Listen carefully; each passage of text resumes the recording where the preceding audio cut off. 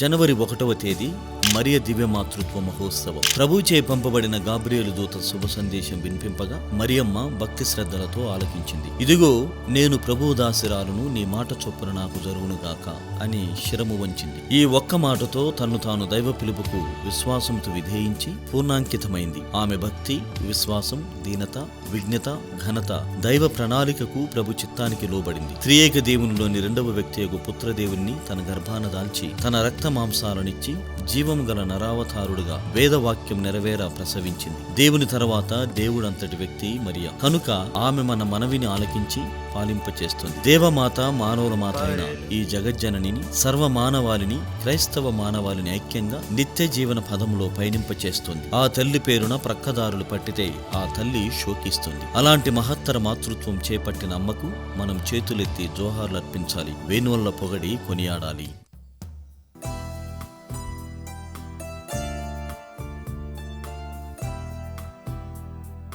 పరిశుద్ధ మరియమ్మ